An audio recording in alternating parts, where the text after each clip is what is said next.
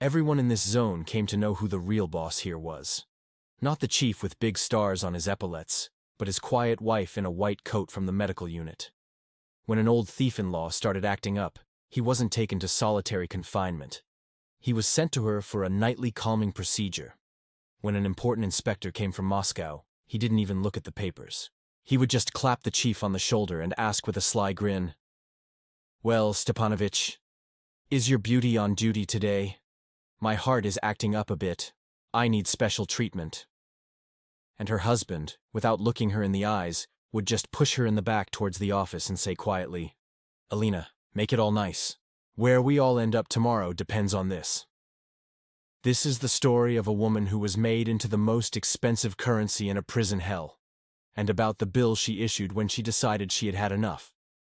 Makar Stepanovich, or, as everyone from the last guard to the first thief called him behind his back, the boss, arrived at this colony not of his own free will. This wasn't an exile, no.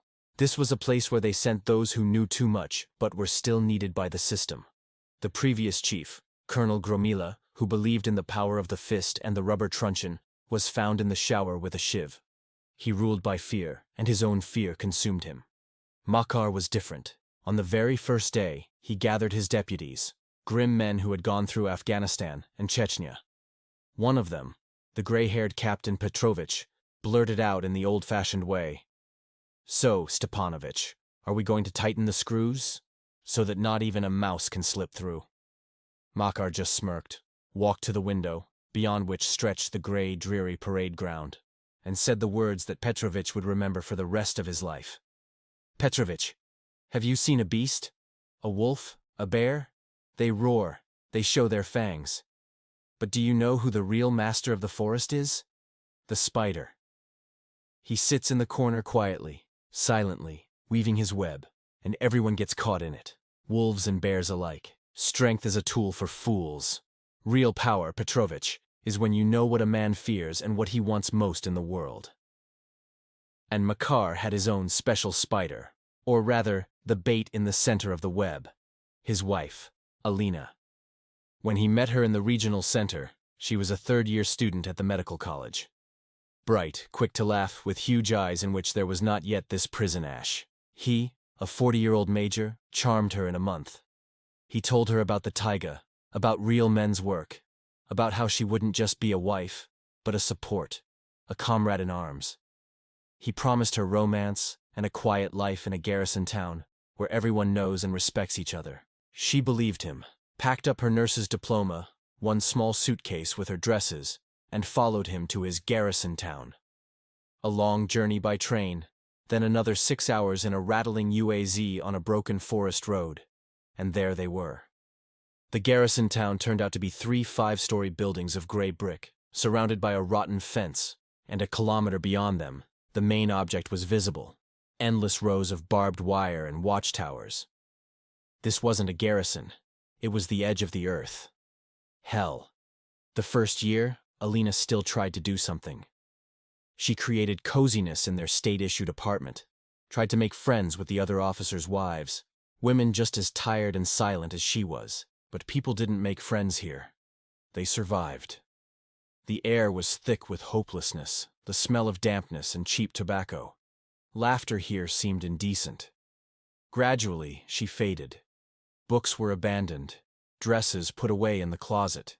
She could sit for hours at the window, looking at the forest, which seemed as much a prison as the zone nearby. The life in her eyes was slowly dying. Makar saw it, but he was too busy. He was weaving his web. He studied the personal files of not only the prisoners, but also his staff. He knew whose wife was cheating, whose son was drinking, who had gambling debts. He gathered information, hoarded it. He was becoming the boss. And then the system showed its first crack.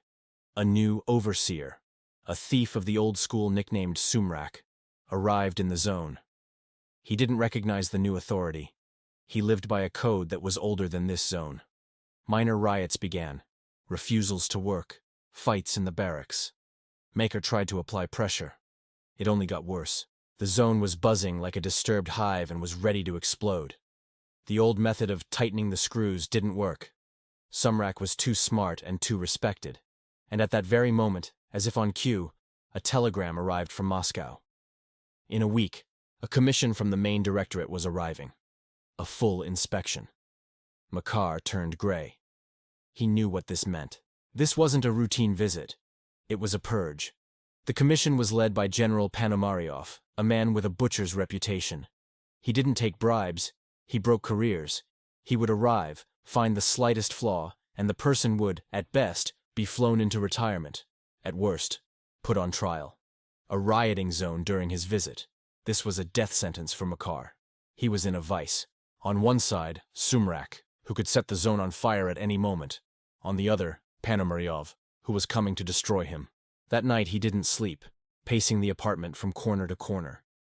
Alina watched him in silence. She hadn't asked questions for a long time. There was only dull indifference in her eyes. Makar stopped, looked at her beautiful, exhausted face, at her thin hands. And in his mind, in that intricate tangle of fear and calculation, a monstrous plan was born, a plan worthy of a true spider. He sat down next to her on the sofa. For the first time in a long time, he took her hand. Her hand was cold. "Alinochka, we have problems, big problems." She was silent. "They want to eat me, to tear me apart. If I'm removed, they'll leave us here. Do you understand what will happen to you without me? You'll become nobody, just a lone woman in the middle of this hell." He spoke softly, insinuatingly. It wasn't an order. It was manipulation of the highest level. "I can't handle it, Alina. Force won't work on them. Not those behind the fence, nor those from Moscow. But we have something they don't. We have you." She slowly turned her head towards him. For the first time in a long time, a flicker of interest or perhaps fear appeared in her eyes. "What are you talking about, Makar?" "This Sumrak. He's old. Sick. I read his file. Heart. Blood pressure. And the general from Moscow, he's just a man. Tired. Drunk on power. They are both vulnerable. They don't need my strength. They need to feel weakness, to see what is unavailable to them." Alina pulled her hand away. "I don't understand what you want from me. You're a nurse, Alina. You know how to help people, how to listen to them, how to find an approach. I'll set you up in our medical unit. We'll make you a separate office, the best one. You will be my main trump card, my secret weapon." "Treating cons?" Bitter irony sounded in her voice. "No, what are you thinking? You won't be treating them. You'll be treating the situation. Just talking. I will send the right people to you for a special appointment. Sumrak, the general. You'll just talk to them, pour them some tea, find out what's on their minds, calm them down, show them hospitality. Show them that the boss here doesn't just wield a whip, but can also offer a treat, the very best treat." He looked her straight in the eyes, and she understood everything. She understood exactly what treat he meant. She saw the full depth of his plan. He wasn't just asking her for help. He was going to trade her beauty, her humiliation, in exchange for his power and peace. Her face turned to stone. She was silent for a long time, staring at one spot. A blizzard was howling outside the window. The whole world, it seemed, had turned into this small, stuffy room, and this monstrous conversation. Makar waited. He knew she would agree, because she had no choice, because he himself had long since taken that choice away from her. Finally, she uttered quietly, almost voicelessly, "All right, I'll do as you say." 3 days later, a new office appeared in the zone's medical unit. Freshly painted walls, a new desk, 2 comfortable armchairs, and a small cabinet in which a bottle of expensive cognac and several crystal glasses stood next to bandages and iodine. Alina put on a perfectly pressed white coat, looked at herself in the small mirror on the wall. From it, an unfamiliar woman with dead eyes and icy calm looked back at her. The angel in hell was preparing for her first shift. The system was created. It only needed to be launched. And the first patient was to be the one who considered himself invincible here. The thief-in-law nicknamed Sumrak. The day after their nighttime conversation, Makar began to arrange the pieces on the board. He didn't summon Sumrak to his office. That would have been too direct, too much like a challenge. He caught him during the morning tour of the industrial zone, by the smoking sawmill, where the air was thick with the smell of damp pine and machine oil. Sumrak stood, surrounded by his entourage, 6 silent, faceless figures, watching the prisoner's work. An aura of such quiet power emanated from him that even the guards tried to walk around him. Makar approached alone. This was his signature style, showing that he wasn't afraid of anyone on his own land. "Palich, good day," he said in a level, almost mundane tone, as if they had met in a park for a walk. Sumrak slowly turned his head. His eyes, faded by time and prison dust, bored into Makar. "And good day to you, Citizen Chief. What brings you to our parts?" "Just looking after the business." Makar glanced around the sawmill. "And most importantly, the health of my valuable assets. I was reading your file in my spare time. It's old, of course, but the numbers in it don't lie. The old heart isn't what it used to be, Palich. Your pressure must be jumping at night, keeping you awake. And a stressful job doesn't add to your health. You know that yourself." The entourage behind Sumrak froze, sensing the hidden threat in the chief's words. The thief himself just gave a crooked smirk. "Can't complain. The doctors say I'll be stomping this earth for a while longer." "That's what I'm talking about," Makar picked up, lowering his voice. "I want you to stomp it for a long time and calmly. I have my wife here, Alina, she's a medic from God. A light hand, like a feather. I asked her to prepare a special vitamin course for you. 1 injection at night, and all your worries will vanish as if by magic. It'll calm your nerves, fix your sleep. You'll be fresh as a cucumber in the morning." A ringing silence hung in the air, broken only by the shriek of the saw. The offer was so wild, so breaking of all codes, that it seemed insane. The zone chief offering a thief-in-law injections from his own wife. It was an invitation. But to where? "Your generosity knows no bounds, Chief," Sumrak drawled, not looking away. "And what is the price for such care?" "The price?" Makar feigned surprise. "The price is one thing. Order. A commission from Moscow is descending on us soon. I don't want them to see my best people suffering from insomnia and acting foolish. I want the zone to work like clockwork, quiet and smooth. And for that, Palich, I am willing to share the very best I have."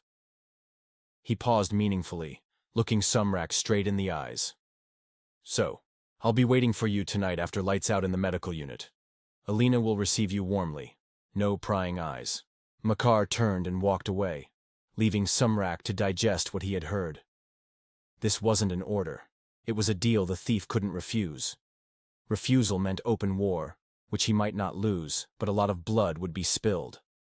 Agreement was a step into the unknown, humiliating, but it gave him a chance to understand the rules of the new game this cunning boss was playing. That night, the zone did not sleep. Every rustle, every creak echoed in the tense silence. Everyone was waiting when 2 guards approached the barracks and quietly called out, "Sumrakov, on your way out!" Even the most hardened criminals froze on their bunks.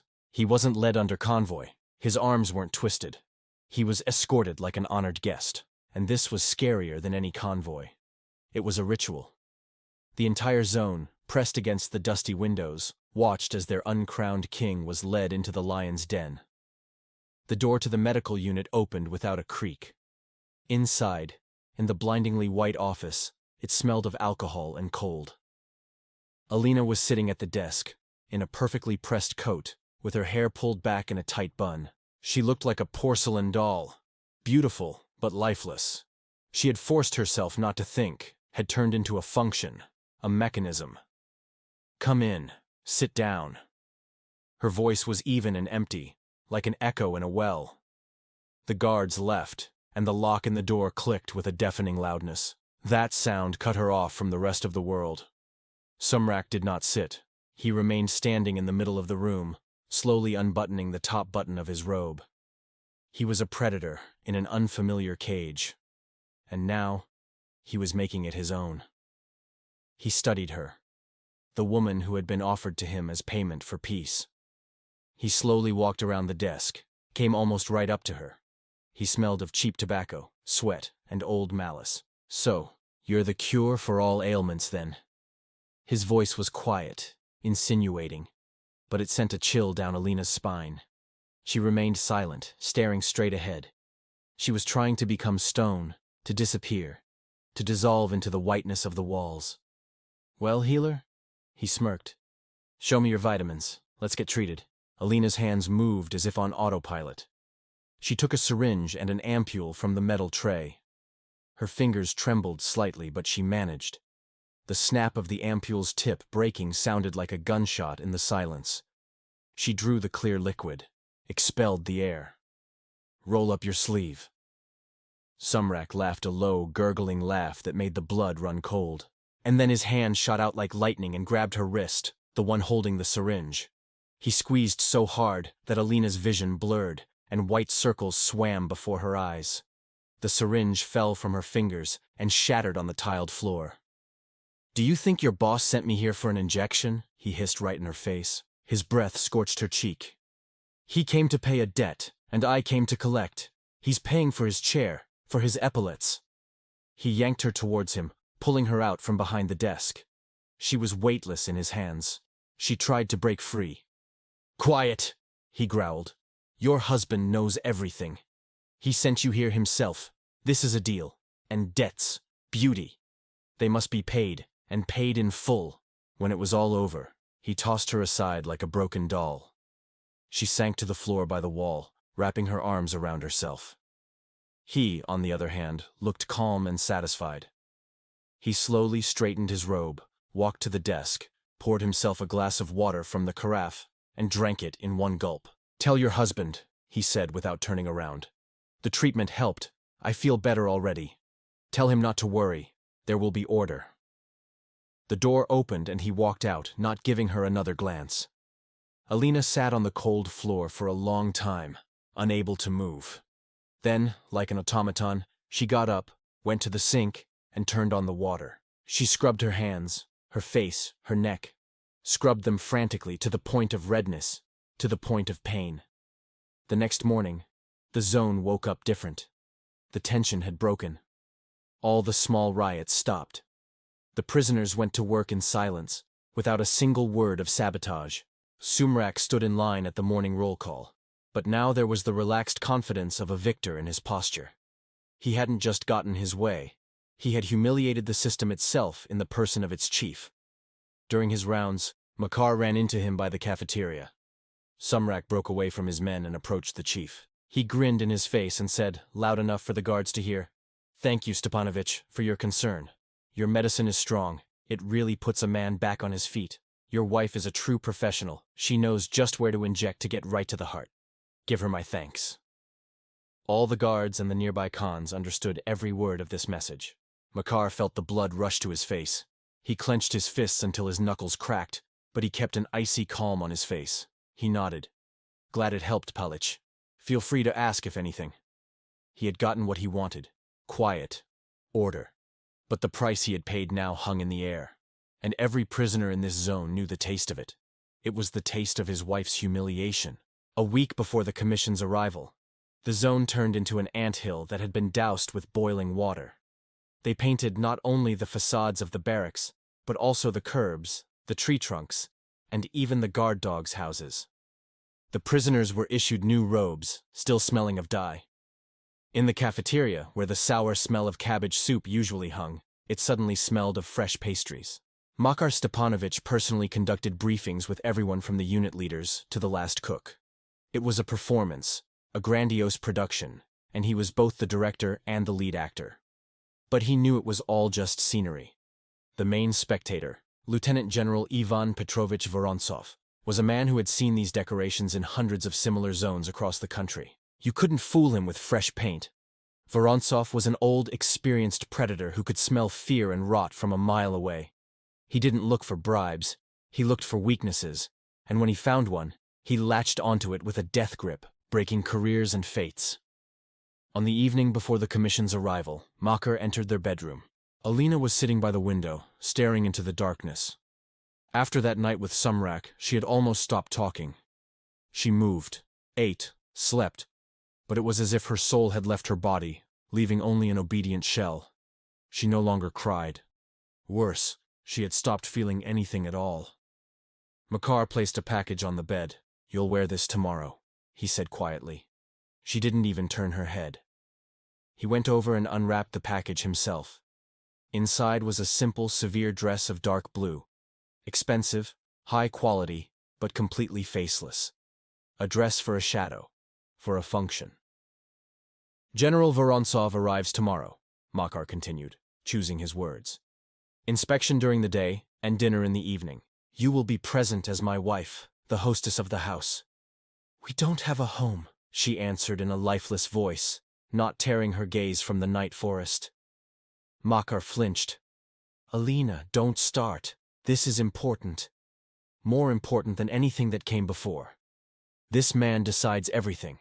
He's like a surgeon. He can cut out the tumor, or he can cut off the whole leg. We need him to leave satisfied. Will I have to treat again?" There was no fear or disgust in her voice, only cold, colorless curiosity. Makar swallowed. "You will have to be hospitable. Just sit at the table, smile, maintain conversation, and after that, I'll tell you what to do." He left, leaving the dress lying on the bed like a shroud. The next day, hell began. Vorontsov, a stocky, balding man with a heavy gaze and a habit of speaking quietly, as if giving orders to God himself, methodically and ruthlessly exposed their performance. "The paint is fresh, Stepanovich," he said, running a finger along the barrack wall. "But the crack underneath it is old. You can't hide rot with paint, it will crawl out anyway." In the cafeteria, he called over one of the prisoners, a puny little man convicted of fraud. "Well, tell me, big shot, how's the food? Is it good?" The man, having learned his role, stammered, "Yes, sir, Comrade General. They feed us wonderfully. Meat every day." Vorontsov smirked. "Meat, you say? Then why are you as transparent as glass? The wind doesn't blow you away?" He turned to Makar. "You need to feed people, Stepanovich, not fairy tales." By evening, Makar was wrung out like a lemon. Vorontsov had rolled over his domain like a steamroller, leaving behind a feeling of complete devastation. And Makar knew this was just the prelude. The main performance was scheduled for the evening. Dinner was held in the small officers' lounge. The table was groaning with food and drinks that seemed alien in this godforsaken place. Makar himself, Vorontsov, and a couple of deputies, pale and sweating with fear, were present. Alina sat next to her husband. In her dark blue dress, with her hair combed back smoothly, she looked like a strict schoolteacher who had accidentally wandered into a bandit's feast. She was silent, only occasionally raising her eyes to the general. Vorontsov, already quite drunk on cognac, became more talkative. He told stories about his inspections, about the fools in charge whom he had removed in batches. It was the dance of a predator before the pounce. "You know, Stepanovich, you have order here, of course. A showcase, but still order." Vorontsov took a sip of cognac. "But the spirit in your zone is heavy. People are afraid. And when they're afraid, expect trouble. Sooner or later, the spring will uncoil. You need to lighten the atmosphere here somehow." Makar understood. This was the signal.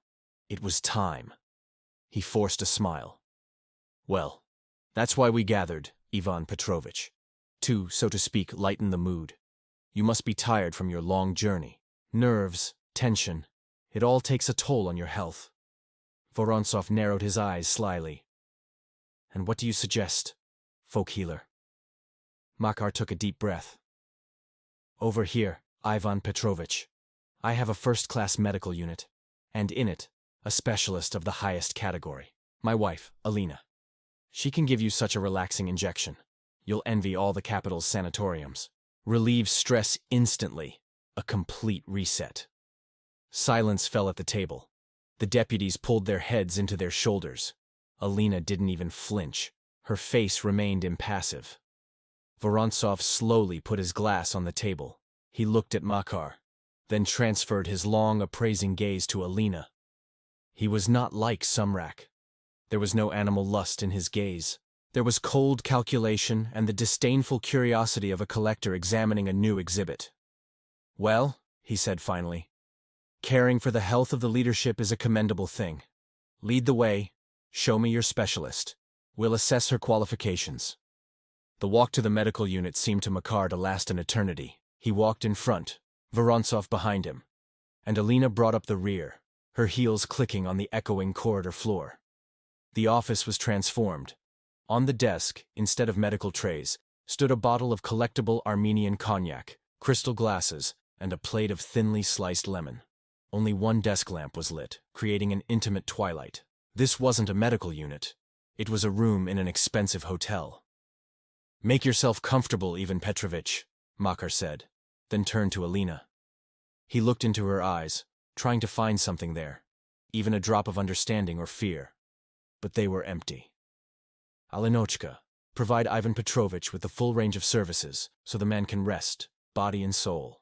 He walked out and closed the door tightly behind him. He didn't lock it. That would be too much like a prison. He left the illusion of choice, which didn't really exist. Makar didn't go home. He returned to his office. He didn't turn on the light, sat in his armchair, and stared at the dark window, outside of which dogs were howling. He didn't drink. He just sat and listened. Listened to the silence, which was scarier than any scream. Every creak, every rustle in the corridor echoed in his head like a hammer blow. He wasn't a monster. He was a man who had one day decided that the ends justify the means, and ever since had been sliding downhill, unable to stop. He thought about what was happening there, in that sterile office. He pictured that well-fed, drunk general and his wife, his Alina, who was now paying for his future rank, for his career, for his comfortable old age. Paying in a way that no money in the world could pay. He felt like the most despicable man on earth, but he pushed the feeling away. He was the boss. He was doing what had to be done. It was just work, just another deal. He didn't notice how he fell asleep, his head drooping to his chest. He woke up to a quiet knock on the door. Vorontsov was standing on the threshold, fresh, brisk, as if he hadn't been drinking at all. He was already in his greatcoat, ready to leave. "Well, Stepanovich? Overslept your guest's departure?" he chuckled. Makar jumped up. "Ivan Petrovich, I'm sorry. Got caught up." "It happens." Vorontsov walked up to him and clapped him on the shoulder paternally. "Everything here is good. You run it well. It's clear you care about every person, look after each one, and your specialists are qualified. They know their business." He winked at Makar. "It will be noted in the report. Expect news." He turned and left. 5 minutes later, the engine of his Volga roared outside the window. Makar slowly walked towards the medical unit. The door to the office was ajar. Alina was standing at the sink, her back to him. She was methodically washing 2 crystal glasses, one after the other. An almost empty bottle of cognac stood on the table. She moved smoothly, without a single wasted motion, as if she had been doing this her whole life. He wanted to say something, to approach her, but he couldn't. He silently turned and left. Exactly 1 month later, a package from Moscow was brought to his office. Inside was an order. For exemplary service and maintaining the highest level of order in the institution entrusted to him, Major Makar Stepanovich was awarded the extraordinary rank of lieutenant colonel. He stared at the watermarked paper for a long time, then went to the safe, took out a new, still crisp uniform with lieutenant colonel's epaulets. He had gotten what he wanted. The price was paid, the deal was done. After receiving his new rank, Makar became completely convinced of the genius of his system. He no longer looked at his wife as a woman, but as a flawless Swiss mechanism that he had personally assembled and tuned. She was his most valuable asset, his secret weapon, which worked without fail. The office in the medical unit turned into the boss's unofficial reception room, a purgatory through which everyone passed who wanted to achieve something in this zone or beyond it. The procedure became routine. Once a week, Sumrak would stop by for his vitamin course. No longer for humiliation, but for a report. 2 or 3 times a month, big shots from among the prisoners would appear. Black market operators, fraudsters, former officials who wanted a cozy job or a lighter sentence. Periodically, Makar would send his own people to her as well. Misbehaving guards, overly curious operatives, or visiting inspectors from the regional office. Alina received them all. Her face had become a perfect mask, polite, detached, impenetrable. She had learned to listen, not to the words, but to what was hidden behind them. Fear, greed, envy, weakness. In their drunken or frightened ramblings, these men laid everything bare to her. They confessed to her as if to a priest, not understanding that their every secret, every carelessly dropped phrase, became a thread in the web that she was silently weaving in the sterile silence of her office. Makar was pleased. He received concise, verified reports from her. Sumrak is calm, asks to pass on that everything at the sawmill is under control. The inspector from the Economic Crimes Unit, Major Sidorov, complained about his liver, and was very interested in how we are doing with food supplies. He accepted this information, considering it his own achievement. He was the puppeteer, and she was his best puppet. He didn't see that the puppet had long since learned to see the strings pulling her, and was already beginning to pull other strings, invisible to him. Alina made the first move in her own game in the criminal world. A new authority, a young and brazen Caucasian nicknamed Givy, appeared in the zone, who decided to take over the smuggling channels that Sumrak controlled. A quiet war began. Fights broke out in the barracks. Sumrak's men were accidentally found with shivs during shakedowns. The zone began to buzz again. Makar summoned Sumrak. "Palich, what's going on? We need order. Sort it out." Sumrak just nodded grimly. He couldn't find the mole who was leaking information about his people.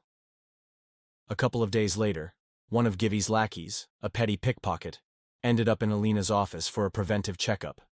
Makar had sent him with a note. "Check for scabies, conduct a talk." Alina conducted the talk. Cognac. Quiet music from an old radio. Her calm, hypnotic voice. An hour later, the pickpocket, basking in his own importance, was boasting that soon the whole zone would be under them, and that tomorrow night they were going to take down the main overseer from Sumrak's crew, an old man nicknamed Phylon. That same night, Alina felt unwell. The doctor on duty called one of the medical unit orderlies, a trusted man of Sumrak's, to run to the pharmacy for pills. Alina personally wrote him a prescription. On a scrap of paper, she wrote the name of a harmless aspirin, but she wrapped the scrap itself around one tablet from her own medical cabinet and gave it to him with the words, "This is personally for Palich. Tell him his blood pressure might spike because of the weather. Tell him to take it before bed, without fail." The orderly understood everything. That night, there was an ambush in Phelan's barrack. Givy's men were taken down, hard and quiet. Givy himself accidentally fell down the stairs at the sawmill in the morning, breaking both his legs. The quiet in the zone was restored. In the evening, Sumrak came to her appointment. He sat down opposite her in silence, looking at her for a long time. "Thank you, little hostess," he said at last. "I just gave him a pill for high blood pressure," Alina replied evenly. "The pressure in the zone is normal now," Sumrak smirked. "If you need anything, any favor, any person, here or on the outside, you just say the word." She nodded. The first thread was strung. Now the criminal world of the zone was indebted to her personally, not to her husband. She made her second move in the world of men in uniform. Makar's deputy was Major Gromov, a stupid, cruel serviceman who envied Makar and despised Alina, considering her a common whore. He was the only one who allowed himself to make lewd jokes in her presence. Alina remained silent, but she entered everything into her internal file. A new regional inspector, Major Belikov, a petty, fussy official who loved to demonstrate his power, arrived in the zone. Naturally, by evening, he ended up in Alina's office. After the third glass of cognac, his tongue loosened. He was boasting about his connections, his insight. "And that Gromov of yours," he said, winking at Alina. "A man with ambitions. He thinks I don't see him digging under your Stepanovich. He already brought me a whole folder on him, both on him and on one young lieutenant, Orlov, who pretends to be so honest. Gromov is aiming for your husband's position, and I'm just watching to see whose hand is stronger." In the morning, at breakfast, while pouring her husband coffee, Alina said, as if in passing, "That Major Belikov is strange. He was complaining all night yesterday, said he doesn't like our Gromov. He says he's shady, spinning intrigues. He asked me to tell you to take a closer look at your deputy." Makar frowned. He trusted her, or rather, he trusted his method. The drunk official had spilled everything to his perfect instrument. "Is that what he said?" "He said that people like Gromov get the entire leadership in trouble, and that he will definitely note it in his report if you don't take measures." Makar believed it. He himself hadn't trusted Gromov for a long time. A week later, he wrote a report to his superiors, citing shortcomings in his work and a loss of trust. 2 weeks later, Major Gromov was transferred with a demotion to a distant Siberian garrison. And the next day, Alina accidentally ran into that very same Lieutenant Orlov in the hallway. The honest, naive boy who believed in service and regulations. "Lieutenant," she called softly, "you have a button on your tunic that's almost torn off. That's disorderly." Orlov blushed and began to stammer apologies. "It's nothing." Her voice was almost motherly. "Come to my office. I'll sew it on for you. We'll check your blood pressure at the same time. You look a bit pale." In the office, while she sewed the button, she spoke of trivial things, the weather, the bad coffee in the canteen. And then, finishing up, she said without looking up, "Never trust papers to people who smile to your face, especially if they are of higher rank and offer help. Some reports are better rewritten cleanly before they land on the leadership's desk. You never know. Maybe something extra will turn up in there." Orlov froze. He understood everything. He understood that this woman had just saved his career, and maybe his freedom. Gromov had indeed asked him for the reports on his sector for verification the day before. I don't know how to thank you, Alina Viktorovna." "Just do your job well, Lieutenant, and remember that true loyalty isn't the kind written in the regulations." She tied a knot. The second thread was pulled taut. Now she had her own, absolutely devoted person inside the security system. Makar, meanwhile, was at the peak of bliss. He had gotten rid of a competitor, strengthened his power. That evening he brought Alina a bouquet of wildflowers, the first in many years. "You are my best project, Alina," he said, hugging her. "You are my talisman. With you, I will turn this zone into a model example, and then we'll move to Moscow." She pressed against him, and for the first time in a long time, something resembling a smile appeared on her face. "I'm just doing what's necessary, Makar, for our mutual peace of mind." He didn't hear the slightest drop of irony in her voice. He didn't understand that by mutual peace of mind, she had long meant only her own. He thought she was his creation. He didn't know that the creation had long since outgrown its creator and begun to build its own, far more complex and terrifying world. A week after the transfer, Major Gromov, embittered and humiliated, was sitting in a dirty station-side pub in some taiga town. He had been drinking for 3 days. Finally, gathering his courage, he found a payphone, a machine, inserted a coin, and dialed a long Moscow number. A sharp, authoritarian voice answered him. "I'm listening. It's Gromov, Comrade Colonel. Regarding Lieutenant Colonel Makar Stepanovich. I'm waiting for your written report, Major, not drunken phone calls." "The report will come," Gromov wheezed. "But I have to tell you the main thing. It's not about him. He's a fool, a pawn. His woman is running everything there. The nurse, Alina, she's woven a web there. And the thieves and the guards are all on her hook. If you want to sink him, you have to dig into her. She's not who she pretends to be. Check her past, before she got together with Makar. Check it thoroughly." Silence hung on the other end of the line for several seconds. "I've heard you, Major," the voice finally said, and the line went dead with short beeps. Late at night, when the whole zone was asleep, Alina sat in her office. The door was locked from the inside. She took a thin, gray-covered notebook from a hiding place under a medical reference book. This was her real card file. Names, dates, connections, debts, weaknesses, the entire underside of this little hell. She opened the last page. There were only a few entries on it. Sumrak, Lieutenant Orlov, the names of several officials. She carefully added a new name to this list. Vorontsov, Lieutenant General. Weakness, vanity. Young boys. Information from Belikov. Then she took an old, faded photograph from a hidden pocket of her robe. On it was a happy family. A smiling man, a beautiful woman, and a teenage girl with huge eyes. Her eyes. She placed the photograph next to the notebook, then took a pen and on a clean page, at the very top, wrote one single name. The name of a man the whole country knew. A name that was synonymous with power. Her husband thought the goal of their game was his career and the move to Moscow. He didn't even suspect that for her, This whole zone, all these people, and he himself were just resources, a training camp for her personal great war. And this war was not being fought for the future. It was being fought for the past, for those who were in that photograph. The peace that Makar had bought with his wife's soul turned out to be short-lived. It was fragile, like thin ice on a spring river. And one day, that ice cracked from two sides at once, threatening to swallow them both. The first crack arrived with a transport.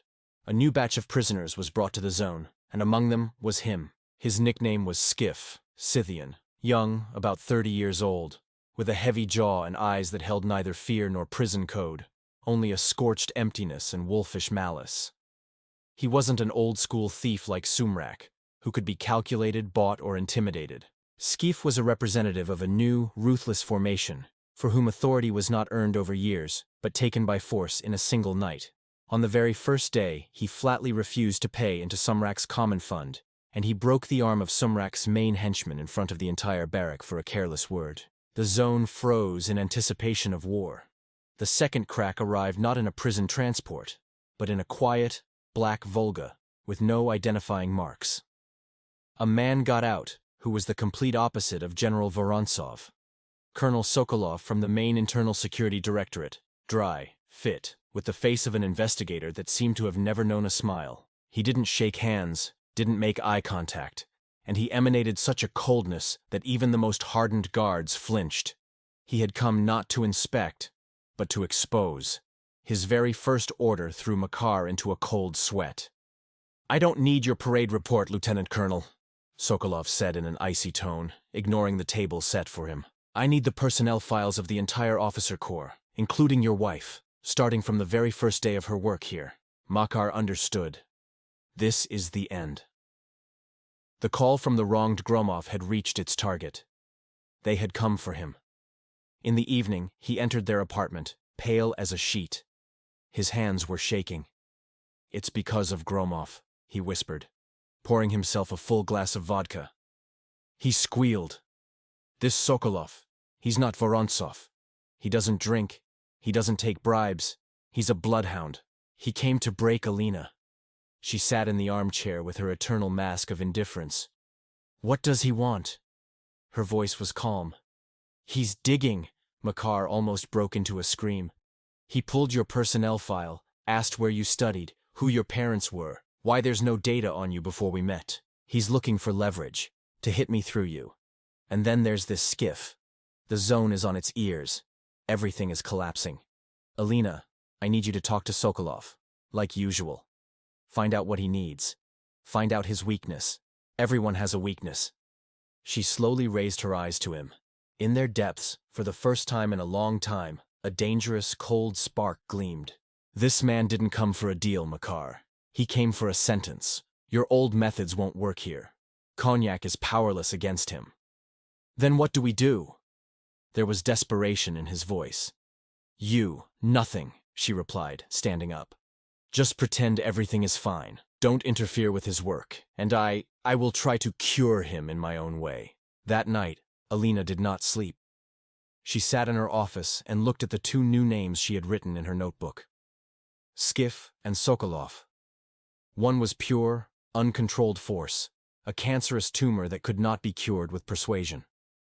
The other was a scalpel, cold and precise, that could cut open her past and destroy everything she had built. She realized that the only way to survive was to make the scalpel and the tumor destroy each other. She made her move. Through Lieutenant Orlov, who now looked at her as if she were a deity, she passed Skiff a note. One word. Infirmary. Midnight. When Skiff entered her office, the air thickened. He brought with him the smell of sweat, blood, and primal threat. He didn't sit. He stood in the middle of the room like a wolf ready to pounce and sized her up with a contemptuous gaze. "I heard you solve problems around here, boss's doll," he snarled. "What do you want from me? I don't have much time." Alina looked at him calmly. Her indifference was the only thing that could make an impression on him. She showed not a single drop of fear. "I don't need anything from you, Skiff. It's you who need something from me. I know who you are. Real name: Anton Reshetnikov, former GRU Spetsnaz sergeant. 3 tours in hotspots. discharged after a severe concussion, jailed because you sent the bastard who touched your younger sister to the next world with your own hands. You don't need power in this zone. You don't need Sumrak's common fund. You need a war, because you don't know how to live any other way. Skeef narrowed his eyes. His face, which had been arrogant before, became wary. You know a lot, nurse. I know enough, she continued. Her voice was quiet, but it cut like glass. I can give you your war, a real one. Not with these old roosters like Sumrak, but with them. She nodded toward the administration building. With the guards, with the boss himself. I can open all the doors for you. I can give you this zone to tear apart. I will turn it into your personal battlefield. And in return, a predatory, insane interest flashed in his eyes. In return, you will do one thing for me. There is a man working here right now, Colonel Sokolov. He's digging too much. He's in the way of both of us. If he digs deep enough, they'll lock this zone down so tight a mouse couldn't get through. Your war will be over before it starts. You will remove him. Quietly or loudly, I don't care. And after that, your party will begin. I will provide you with chaos, weapons, and an escape route. You will leave here not as a Khan, but as a legend who burned down the camp. He looked at her for several long seconds, trying to understand if it was a trap or madness. He couldn't believe that this fragile woman was offering him something he didn't dare dream of. You're the devil, he finally breathed out with a crooked grin. I'm a doctor, she replied without a shadow of emotion. And this zone is in its final stage, and I am prescribing surgical intervention. He nodded. I'm in. The alliance was sealed. The devil was released from the cage, and Alina held the key in her hands. The zone was burning. Not all of it, but it was enough. Thick black smoke from the torched warehouse crept along the ground, mixing with the acrid smell of burnt rubber and fear. The wail of sirens was drowned out by the roar of the frenzied crowd of prisoners, who, drunk on sudden freedom, were destroying everything in their path.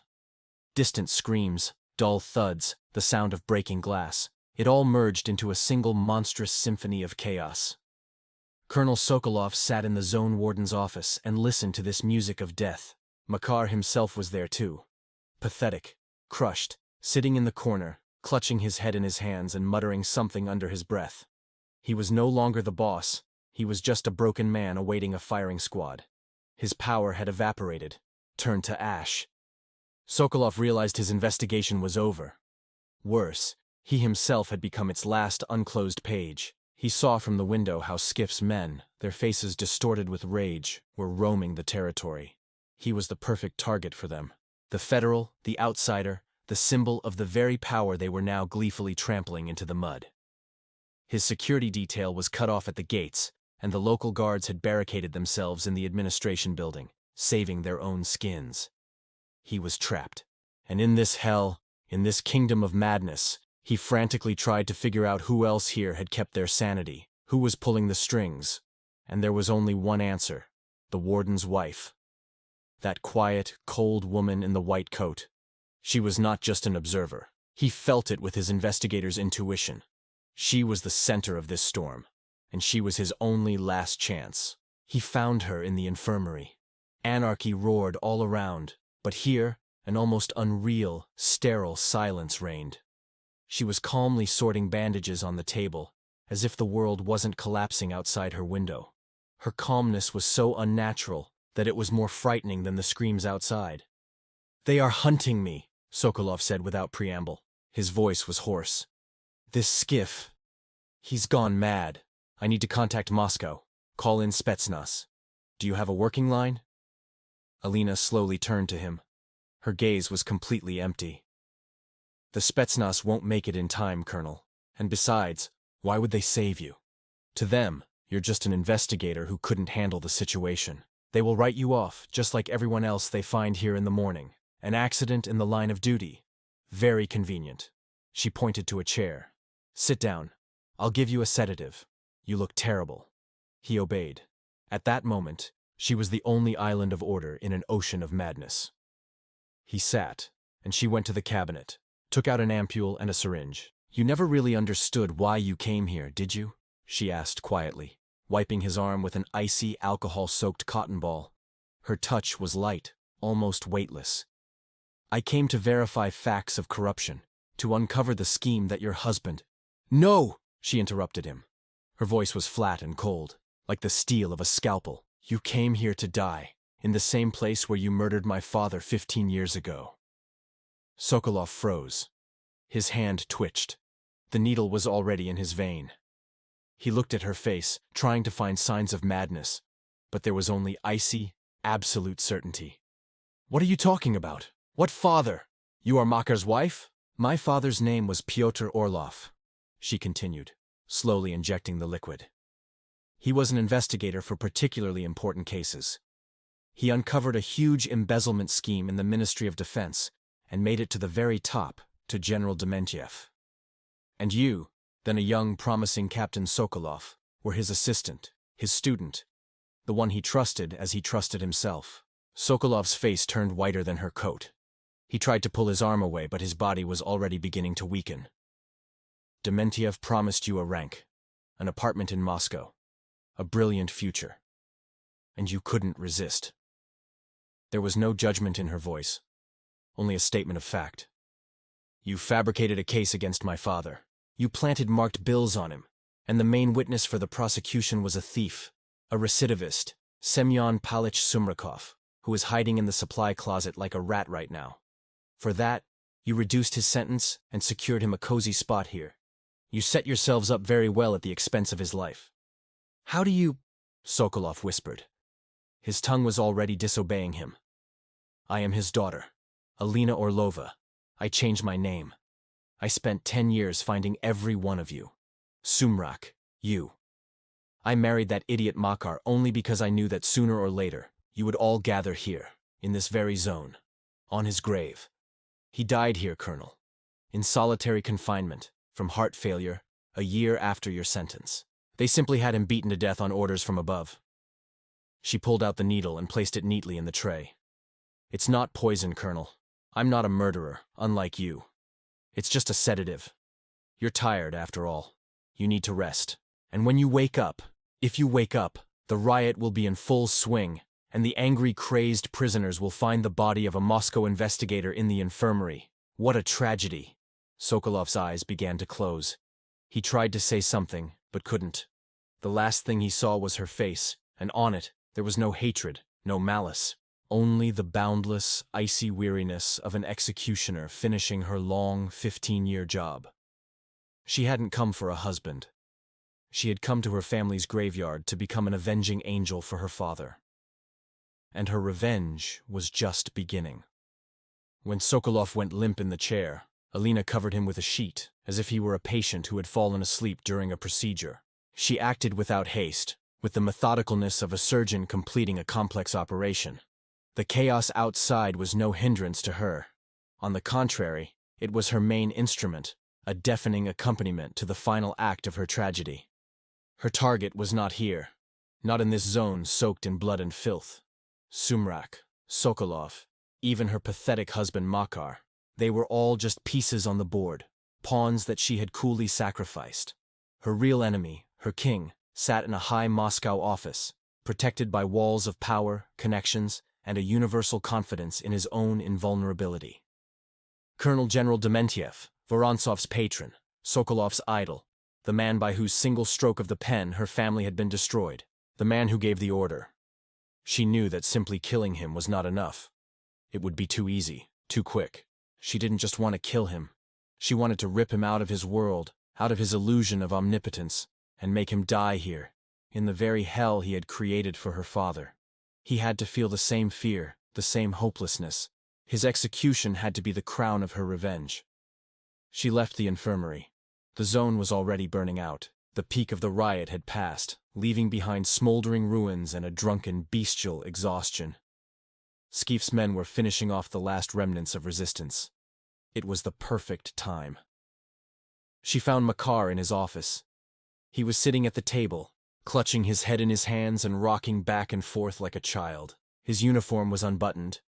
A dirty stain was visible on his lieutenant colonel's shoulder boards. He had broken, turned into an empty shell. "Makar," she called softly. He flinched and raised his insane, red-from-tears eyes to her. "We're all going to die. They'll shoot us all. Me, you, everyone. No one will shoot us if you do exactly as I say." Her voice was hard as steel. It hit him like a slap. He froze and stared at her. She placed a government telegram form and a pen in front of him. "Write, Makar. Write to Moscow, personally to General Dementiev."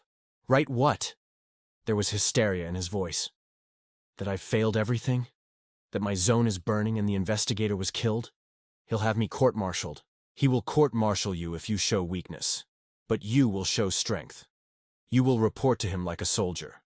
You will write that the situation is critical, that a planned attack was carried out on the facility, that the riot was provoked by a most dangerous recidivist nicknamed Skeef, possibly connected to external forces, that during the attack, heroically fulfilling his duty, Colonel Sokolov, an investigator from the main Internal Security Directorate, was killed while conducting a top-secret investigation here related to state security." Makar stared blankly at her, at the form, then back at her. He no longer understood what was reality and what were her words. "Why? Why write that?" "Because you must give him a reason to come here personally," she explained patiently, as if to a simpleton. "You will write that local Spetsnaz forces cannot cope, that the situation requires not just a cleanup, but a political solution, that only he is needed, his personal intervention and his authority, to prevent hundreds of casualties and the leak of secret information that Sokolov possessed." Makar shook. "Why would he fly here? He'll send a cleanup team from Moscow, and I'll be the first one he puts against the wall." "He will fly here," Alina cut him off with absolute certainty. "Because Sokolov was his personal dog, and he is the only one who knows what Sokolov was really looking for here and what loose ends he came to clean up. Sokolov's death isn't a tragedy for him, it's a threat that some papers might have survived. He is too arrogant and trusts no one too much to entrust this matter to subordinates. He will fly here to personally ensure that all loose ends are buried. He will fly here to take control of the situation and emerge as a hero. He won't be able to resist such a temptation." She leaned toward him, her eyes boring into his. "Right, Makar. This is your only chance. Play the role of the strong warden who has fallen into trouble. Ask for help from your patron. This is the last thing you must do for us." And Makar, broken and crushed, like an obedient marionette, picked up the pen. Her confidence transferred to him. He clung to this insane idea like a drowning man to a straw. He began to write, and to her dictation, his clumsy handwriting formed lines that were nothing less than an invitation to an execution. He was sending an SOS, thinking he was calling for rescuers. He didn't understand that he was simply luring the main beast into a trap that would snap shut on him forever. When the telegram was sent over the secure channel, Alina took the form from him. She knew they wouldn't have to wait long. People like Dementiev act quickly and decisively. After 3 hours, which felt like an eternity, the government communications apparatus in Makar's office screeched and produced a short message. Just one line, printed in soulless letters. "Wait. Flying out personally. Secure the perimeter. Not a single soul is to leave the zone territory until my arrival." Alina slowly folded the telegram. She looked at Makar, who was looking at her with hope. "Prepare to greet the guest's husband," she said quietly. There was no joy in her voice, only the cold satisfaction of an executioner watching his condemned man ascend the scaffold of his own accord. The game was entering its final stage. The king was flying to the board to receive his checkmate. The helicopter landed on the central parade ground, kicking up clouds of ash and debris. The rotors, with a deafening roar, drove away the smell of burning and death. Colonel General Dementiev emerged from the machine, tall, gray-haired, with the face of a Roman patrician carved from marble. His perfectly pressed uniform seemed alien in this kingdom of ruin. He was the embodiment of power, of order, arriving at the epicenter of chaos. "Where is Makar?" he snapped at his adjutant, without even glancing at the Spetsnaz soldiers who had cordoned off the parade ground. Makar, shaking and pale with empty eyes, was practically led to him. He looked like a mannequin from which all the stuffing had been removed. "What is happening here, Lieutenant Colonel?" Dementiev barked, and his voice seemed to make even the ruins of the barracks tremble. The situation," he stammered, unable to string 2 words together. At that moment, Alina emerged from the doors of the administration building. She was in the same simple dark blue dress. Against the backdrop of smoke and filth, her calm looked almost supernatural. She approached the general, showing neither fear nor obsequiousness. "General Dementiev," she said in a steady voice. "The lieutenant colonel is in no condition to report. Allow me to brief you. All the key figures necessary to understand the situation are currently gathered in one place. Please come with me." Her confidence was so absolute that Dementiev, accustomed to commanding, was momentarily bewildered and obeyed. He nodded to his Spetsnaz to remain in place and followed her. She led him not to the warden's office, but deep into the zone, to the old, abandoned solitary confinement cell, a stone box reeking of despair and mold. Inside, in the dim light of a single light bulb, 2 men awaited him, the broken, weeping Makar, and the old gray-haired thief Sumrak, who had been brought under guard by Lieutenant Orlov's loyal guards. "What is this? What kind of circus is this?" Dementiev frowned, feeling the atmosphere thicken. "It means the harvest is over, General," Alina replied. For the first time, her voice filled with metal. 15 years ago, in this very cell, you murdered my father, investigator Pyotr Orlov." Dementiev's face turned to stone. He shot a quick glance at Sumrak, then at Alina. A cold, predatory recognition flashed in his eyes. "Orlov's girl." "Yes," she nodded. "I came to finish his last case. You were the one who ordered it. Captain Sokolov, who so unfortunately died today, was your best student and executioner. That man over there," she pointed to Sumrak, "was your false witness, the foundation on which you built your lie. And my dear husband," she looked at Makar with cold contempt, "became the perfect tool, the key that opened the doors to this hell for me, so I could gather you all together." Dementiev smirked. Fear was replaced by his customary arrogance. "And what now? You'll kill me, you foolish girl? I have an entire regiment guarding me. You've just signed your own death warrant." "I am the one signing the sentence today," Alina replied, "and it is final." At that moment, the heavy steel door of the cell slammed shut with a deafening crash, plunging them into almost complete darkness. Outside, shots rang out, screams, and then the growing roar of hundreds of throats. It wasn't a riot, it was a slaughter. The signal had been given. "What is happening?" Dementiev shouted, losing his composure. "Justice," Alina answered from the darkness. "I promised Skeef a war, and I gave it to him. Right now, his men are explaining to your Spetsnaz that one shouldn't relax in someone else's territory." She flicked a lighter, and in its flickering light, her face looked like that of an angel of vengeance. "I am not going to kill you, General. That would be too simple. You will all die just as you lived, by the laws of this place. In here, there are no generals, no thieves, no wardens.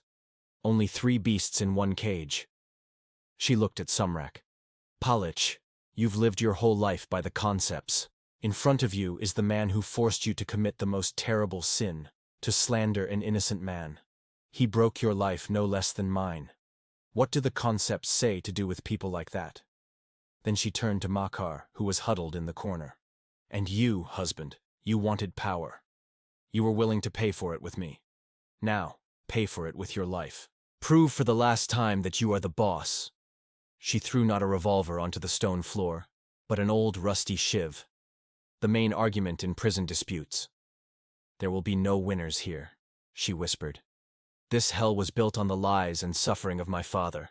And today, this hell will burn to the ground, along with everyone who lives in it." She retreated into the darkest corner of the cell, merging with it. Outside, the frenzied zone roared, turning into one giant bonfire. Inside, in the small stone box, 3 pairs of eyes stared at each other. Between them lay a single piece of rusty metal, promising both a quick death and an extra minute of agony. The finale of this story was not recorded in any report. When, 1 day later, federal troops entered the colony, which had been burned to the ground and soaked in blood, they found hundreds of bodies. Locked from the inside, they found 3 bodies in the solitary cell. They could only be identified by the remnants of their uniforms and old prison tattoos. Alina Orlova's body was never found. She had vanished. But that was not the strangest part. In the only safe in the warden's office that had survived the fire lay a neat stack of folders. In them was collected all the material on the case of investigator Pyotr Orlov. Original documents, confessions recorded on a dictaphone during procedures, Dementiev's financial schemes, a dossier on every participant in the conspiracy. And on top, on the first page, lay a childhood photograph of a smiling girl in her father's arms. Some said that Alina burned in the fire along with everyone else, becoming the final victim of her own revenge.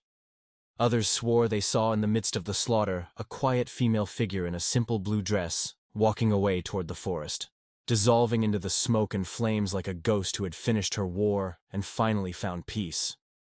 But it didn't matter. She hadn't tried to escape. Her revenge was not about getting out alive. Her revenge was ensuring that after her, only the truth remained, and a scorched earth upon which nothing would ever grow again.